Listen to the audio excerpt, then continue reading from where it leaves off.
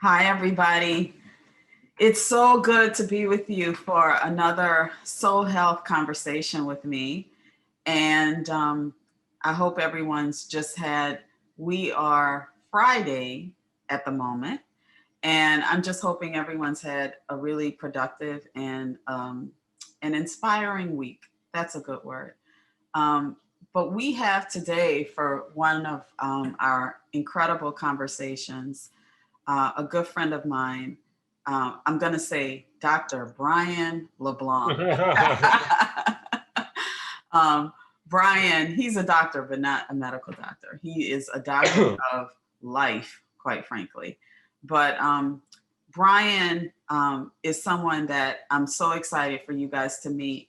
We've known one another now for a couple of years, but from the very first time that we met, we just really connected very personally. And um, we've been really an inspiration and a source of support and um, just joy and inner peace for each other. And so I just want to share a little bit about Brian because it's not just Brian's experience that's so incredible about him, but it's who he is. And so Brian LeBlanc is originally from New Orleans, whoop, whoop, and now makes his home in Largo, Florida. It was in Pensacola, Florida, where he found his niche in the professional world. And I don't think I knew this about Brian, but he found his niche in the professional world as a marketing and public relations executive. All that changed in October of 2014 when he was diagnosed with younger onset Alzheimer's disease, thus becoming the fourth generation in his family to receive this diagnosis. In June 2019, he was also diagnosed with vascular dementia. Being he made a career by using his voice, he knew he had to use it now to advocate and educate for persons living with dementia and their care partners. He does this also to honor his mother, who died with Alzheimer's disease. Brian is now an international Alzheimer's advocate, keynote speaker, session presenter, panelist, and congressional Alzheimer's ambassador for the Alzheimer's Association. He speaks at international, national, regional, and local conferences, seminars, and workshops. He is also is a crisis intervention team trainer for law enforcement.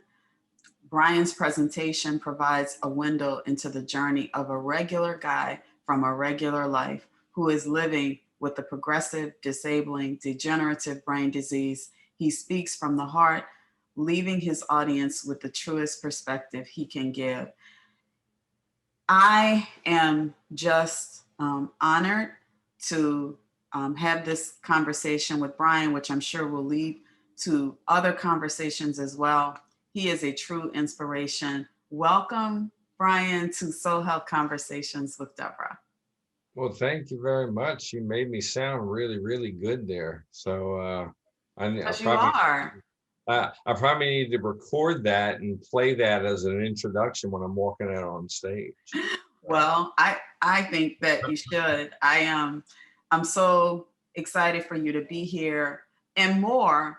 I am really I'm excited about all that I know, all that I know you have that pours out into people and into the world that is not it might have started because of your diagnosis and your story, but what truly comes out is I think that your experiences offer um, insight into how we can really live an abundant life even when things don't go the way we thought that they would go. Mhm. And your sense of humor is infectious. And so I would like to open up by just having you just share a little bit about how you arrived at this place that you're in right now, emotionally, um, from a perspective of what you're doing professionally, but just a combination of the two. Got it. Well, thank you, and thank you for that introduction. And That I thought, I'm sitting here thinking, I was like, I did that, and Yes, you did that. but Yes. um, okay, I want to start off with this, and it's just a small little exercise that I would like for you to do. I want you all Is this who for are, me or for the audience? oh, this for everybody, Okay. All right. everybody. Okay. Um, when you are a child, and then teenage years, and then into your 20s, and you're, living life and so forth, you you probably set some goals True. that you wanted to reach and True. so forth.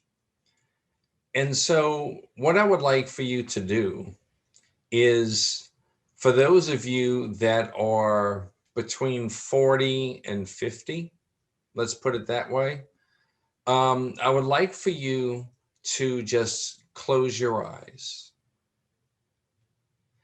And I want you to think how much you have in your life, how much love, how much happiness, the friends that you have, all these things. You have dreams, and your dreams are so lifelike, because when you dream, you see and feel like you can touch all these things, and sometimes they stay in your mind and sometimes they don't. Well, look at that this way. You're in between the 40 and 50 range. Now, what I want you to do is, I want you to open your eyes and think about, you just got diagnosed and delivered a um, a result of the test that you have Alzheimer's disease. In that time frame, 40 and 50 years old. Mm-hmm. I'm 60. Yeah. But in my 40s and 50s, I did a lot of living. At least I thought I did. I Right. think back now on things that I thought I did, but I didn't really. But they still bring me joy. They bring me happiness. Mm-hmm. And I'll just sit in my recliner sometimes, no TV, no music, just in silence. And I go back in my head to all these memories. Yeah. And it is so unbelievable that I still have those memories back in my long-term memory. Yeah. Most of the time, I can't remember what yesterday was, and I Yeah. hardly ever know what day it is. Yeah. Yeah. Um, if I'm not sitting in front of my calendar book, I'll yell to Maureen, and I'll say, Maureen, what day is it? Yeah. Yeah. I So, think that is an incredible exercise because it puts you, it connects you yeah, um, to, it's not just feelings, but it really connects you to your dreams, your emotions, um, how you felt during a certain time. And it's so interesting because you and I, we've had conversations, rich conversations like this, but we then come to realize how invaluable time is. And when anything happens, and I don't have a diagnosis of Alzheimer's, but I'm certainly been on an 11-year journey with my mother who does. And for the caregiver, you're in many ways living it with the person, like up close and personal, but in a different way, but obviously. you are living with dementia through your mother. That's right. And Maureen's the one that came up with, oh, and I'm sure somebody else said it too, but Right. she told me one day, she says, you're not the only person that's living with dementia in this Yeah. relationship. Yeah. So And true. I immediately went to the, what did I do Right. Right. you Right. know and she says, I'm living it with you. Yes, right. It's not like I have the disease, but I'm living with someone who has the disease, and little by little, I can see how much you've progressed. I Yep. can see, um, uh, I can see you forget words, and it's heartbreaking. Yeah. It's And I wish I had the magic wand. I could just swish it, and everything would be fine again. But it's not. I think that that statement right there, it resonates with me. I wish I had a magic wand and I can make it all go away. I think for me as a minister, as someone that has a variety of different experiences, even though I am, my ministry is not a church in the traditional sense, I have these experiences of, um, you know, uh, healing and almost in some cases a denial that certain things exist or that they should exist, when the reality is that God doesn't take everything away. And so when you say a magic wand, I just really resonate with that, because sometimes there are just certain things that for whatever reason we have to go through them. And I think that that's one of the incredible things about your character. I mean, people may say I'm biased because of our relationship, but I really do think that. I mean, I really do think that. I remember, and I want us to talk about the stigma. I want us to talk about what that's meant in your life, how that's changed you, how it affects what you do every day. But I wanted to mention that this piece that you did on YouTube, in is it Into the Fog, or Yeah, um, that was WebMD. This is yes. when I was still living in Pensacola. They came to Pensacola to do that documentary on me. Yes, I think that it was just incredibly powerful. I've shared that with so many people. It was just extremely powerful. Um, but, you know, is there any way that you could talk about, like, just expand a little bit on how this has changed you, how this journey has really changed you? Mm. Uh, it's changed me in good ways and unfortunately some bad. Hmm. I'll talk about the good first. Um, the good parts are the memory bank that I have. It of course changes every day. Hmm. One thing that I might have done yesterday, I want to remember that day.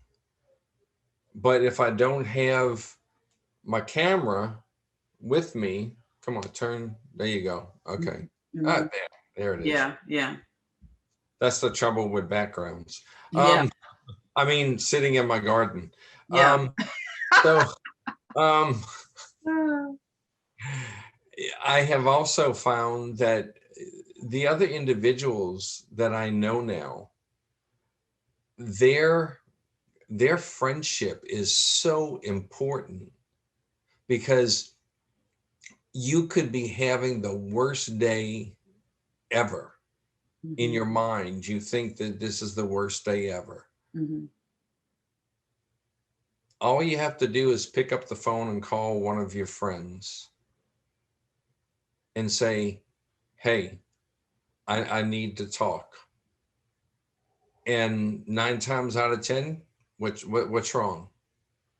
And so you talk to each other, Hmm. and the camaraderie that you have formed with these people, it's a very, very slim chance that what you're going through, they also, well, I'm sorry, it's a great chance that what you're going through, they've gone through. Hmm. So they can give you advice, But the statement that when you know one person with a dementia-related illness, you know just that one person. Mm-hmm. Because what goes on with you and what goes on with them can be two entirely different Different things, things. but the result is kind of on the same wavelength. Right. So we depend upon one another. We have this a group that we just formed. Mm-hmm. It's headquartered in Michigan, Right. and it's called I'm gonna wow, I forgot the name. It'll come. It'll come. Yeah. Well, it's all about people that are living with a dementia-related illness, Yeah. and it's varied. We have Alzheimer's, we have Lewy body, we have Parkinson's, we have all these different types of dementia. Dementia. Mm-hmm. Because that way, if a question is asked by someone, don't give me a question that talks about Parkinson's, because I really don't know too Know much. the answer. Yeah. So Yeah. we defer to Billy. Billy knows all about Parkinson's. And Do you? so, Oh, I'm sorry. Go ahead. go ahead, go ahead. No, I was gonna say, do you think that, like just based on what you're sharing, that you have become more open to being uh, connected to other people in this way? Oh, yeah, Okay. yeah. So Because that's one of the things that you think that has really changed, that going through this has changed you in this way to be more connected. exactly. I got it. And, it's like, I hope I'm not skipping over Mm-mm, things, mm-mm. but, when you're diagnosed, I won't say everyone, but certain people that are in your circle of friends, they change their opinion of you. Yep. They don't call, Nope. they don't return phone calls. They will, like, if Maureen and I are out somewhere, Mhm. and we see someone we know, they'll come up and they'll start talking with us and so forth. And then I call this the lean in, and they lean in and they go, so, how's he doing? That's crazy. And I just stand there. And now Maureen she doesn't take any slack from anybody. Right. I Um, know. I love her. I love her for that reason. Lucky me, huh? Yes. Anyway, she will turn to them and say, you know, Alzheimer's doesn't affect the hearing. Right. He can hear you, Yeah. and he can answer that question himself. Right. And you can just see them going, "Boo." Yeah. And I'm not making fun. I'm just pointing out a fact that I think this also has to do with why we don't have a cure yet. Because Really? uh, Tell me what you mean by that. because Alzheimer's and other types of dementia, now other types of dementia like Parkinson's and Lewy body, Right. they are getting some positive things Traction. they can do to help them along. Right. Alzheimer's, nothing. You know, they try to come out with these new medications. But are you saying that the reason why is because, like, see if you can pinpoint for me, like, what's in that? Because I think it's really important. Are you saying that there's an emotional element that they're not like, tell me what you mean. Like, you think that's why they haven't been able to find a cure yet? Because I think it's important that people understand what you're saying. Right. Okay. Um, Because you use that example of how people communicate with you. right. when they Right. find out you have. And I think, let me tell you why this is important. This is important because I personally believe that a lot of the things that we go through hold up a mirror.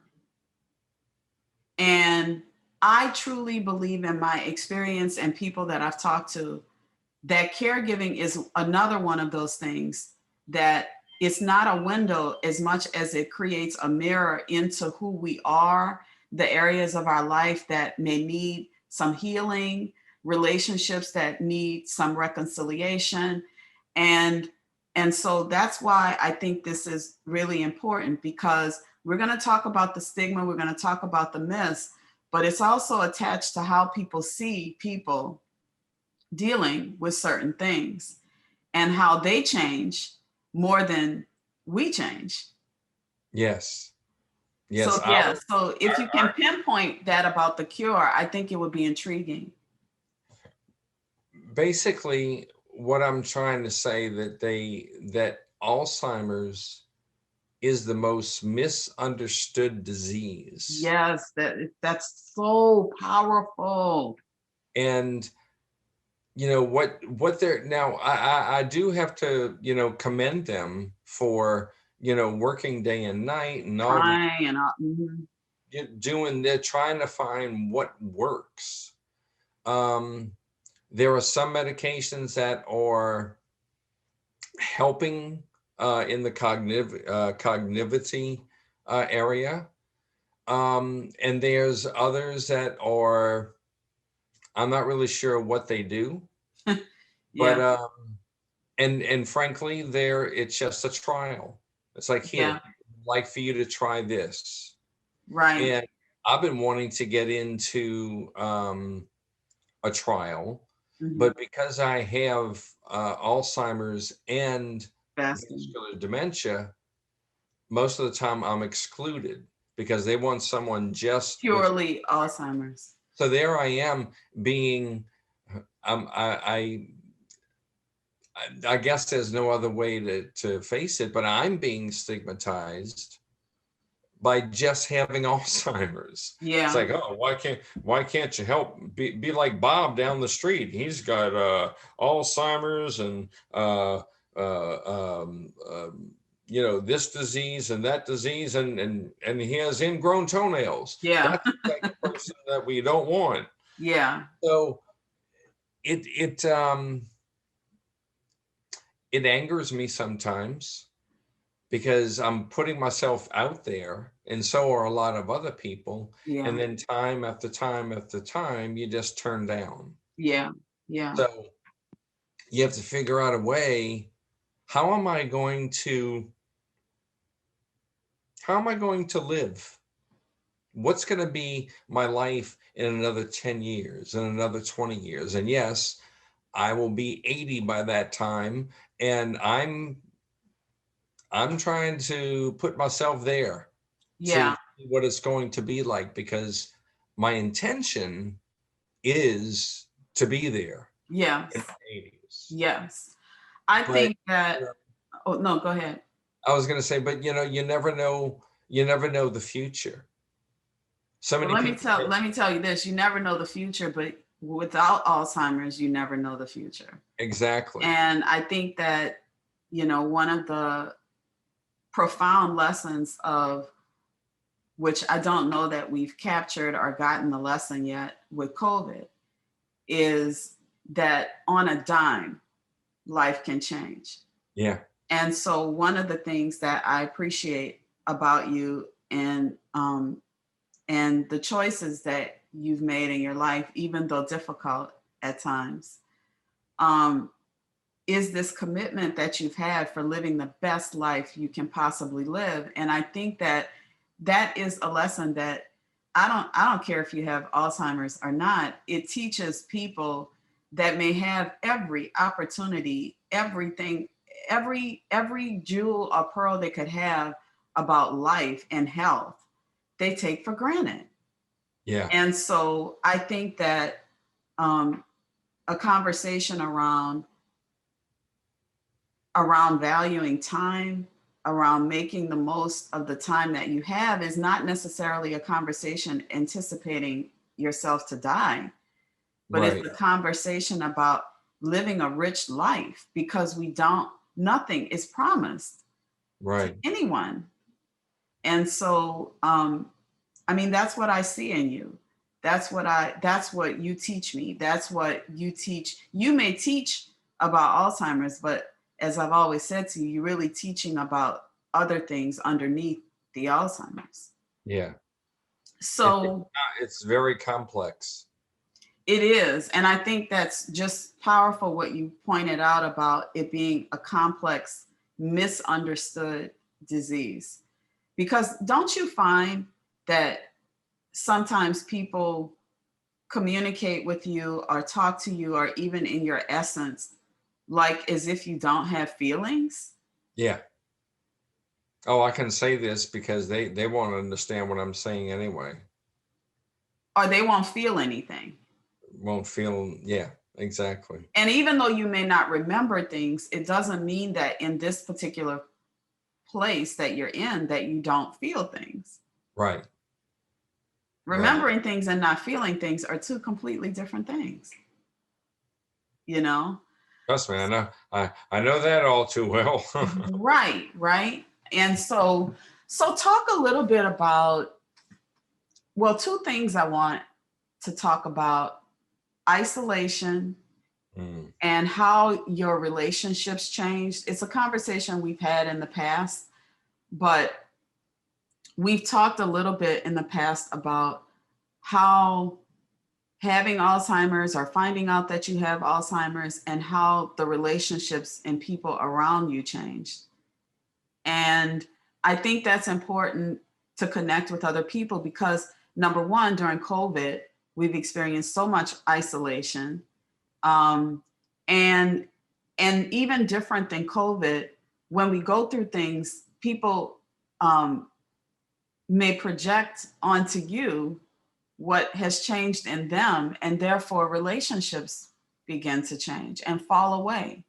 exactly. Talk to me about that. Talk to everyone about that a little bit. Well, what you just said, when people um, talk to each other, or to me, they will say, hey, did this happen to you? And they'll explain a scenario to where they walked from the living room into the kitchen. By the time they got into the kitchen, they have no idea why they're there. Yeah. And that goes for that goes for people that don't have Alzheimer's, Right. but it freaks them out. Right.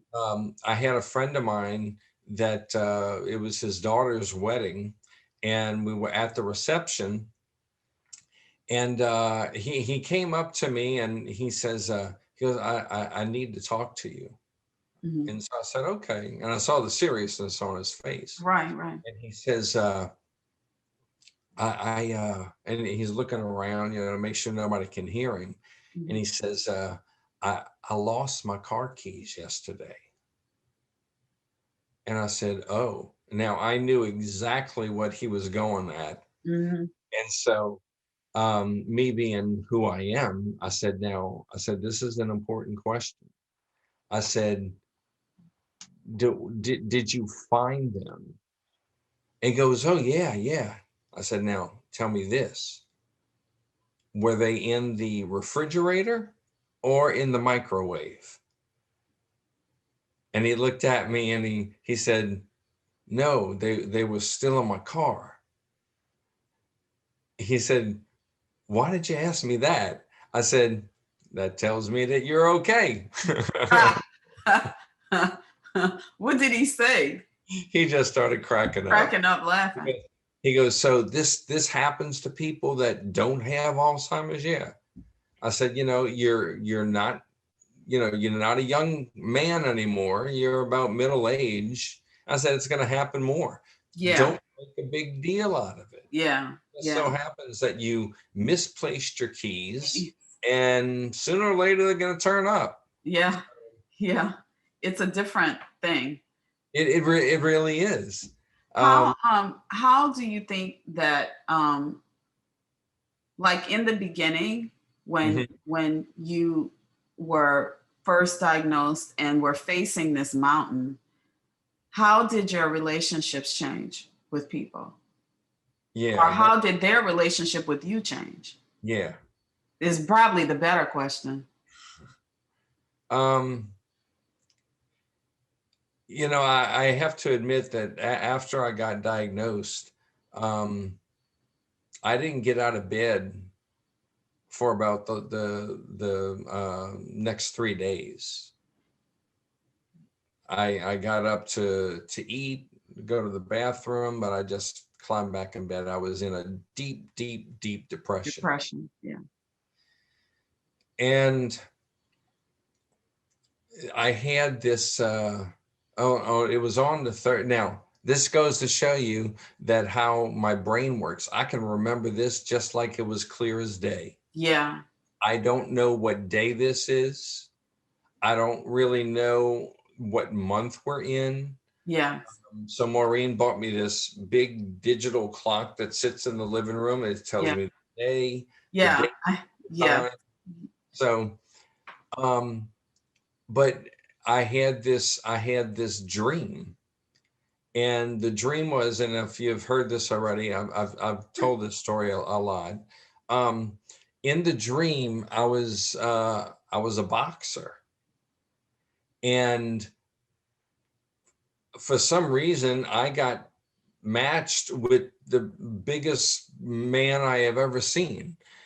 And I said, I don't know what I'm going to be able to do to this one. And they said, just go out there and try your best. So I Yeah. said, okay. So the bell rings. I went out there and, I started swinging and doing stuff. And he just kind of looked at me, and all of a sudden I had a glove going right on my chin. And I was out. I was out for the count.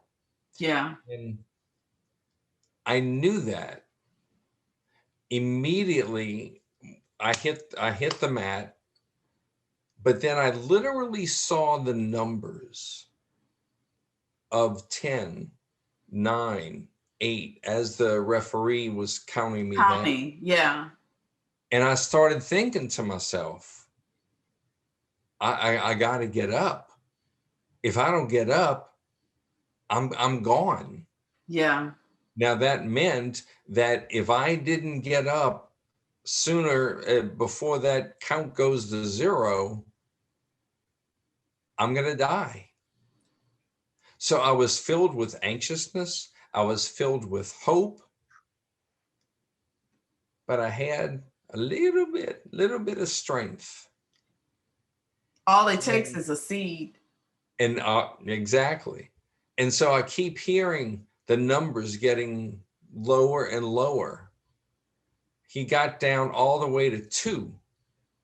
And I said, if I don't get up by 1, I'm gone. Yeah. And so I struggled with every bit that I could to wake myself up, which Yeah. I did. And I sat up in bed. Yeah. Never heard that 1. Well, you've been moving. You've been moving since Yeah. then.